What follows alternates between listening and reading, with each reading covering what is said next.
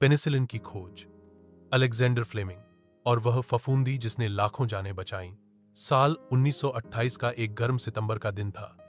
Alexander Fleming एक शांत और जिज्ञासु स्कॉटिश जीवाणु विज्ञानी छुट्टियां बिताकर लंदन के सेंट मैरी अस्पताल की अपनी प्रयोगशाला में लौटे। उनकी मेज हमेशा की तरह अधूरी प्रयोगों और स्टेफिलोकोकस बैक्टीरिया से भरे पेट्री डिशों से भरी थी। जैसे ही वे डिशों को देख रहे थे, एक पर उनकी नजर ठहर गई। उस पर एक नीली हरी फफूंदी मोल्ड उग आई थी, शायद प्रयोगशाला की लापरवाही का नतीजा। लेकिन हैरानी की बात यह थी कि उस फफूंदी के चारों ओर के बैक्टीरिया गायब हो गए थे। ऐसा लग रहा था मानो फफूंदी ने उन्हें नष्ट कर दिया हो।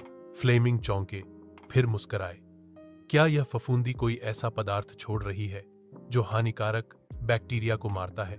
उन्होंने फौरन परीक्षण शुरू किया और पाया कि यह फफूंदी पेनिसिलियम नोटेटम नामक जीव से बनी है। इससे निकला पदार्थ हानिकारक बैक्टीरिया को मारता था, लेकिन शरीर की स्वस्थ कोशिकाओं को नहीं छूता था। फ्लेमिंग ने इस चमत्कारी दवा को नाम दिया पेनिसिलिन। उस समय मामूली चोट, खांसी या सर्जरी के बाद संक्रमण से हजारों लोगों की मौत हो जाती थी।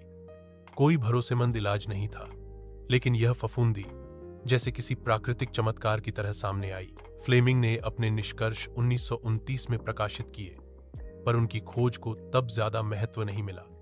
एक दशक बाद वैज्ञानिक हार्वर्ड फ्लोरी और अर्नेस्ट चेन ने पेनिसिलिन को शुद्ध कर दवा के रूप में तैयार किया, और फिर द्वितीय विश्व युद्ध में यह हजारों सैनिकों की जान बचाने में इस्तेमाल हुई। पेनिसिलिन दुनिया की पहली प्रभावशाली एंटीबायोटिक बनी। 1945 में फ्लेमिंग को फ्लोरी और चेन के साथ नोबेल पुरस्कार से सम्मानित किया गया। फ्लेमिंग ने विनम्रता से कहा, कभी कभी आपको वो मिल जाता है जिसकी आप तलाश नहीं कर रहे होते। एक भूली बिसरी डिश, एक फफूंदी और एक सजग मन, और पूरी दुनिया को मिल गई एक जीवनदायिनी दवा। पेनिसिलिन की यह खोज चिकित्सा जगत का वरदान बन गई।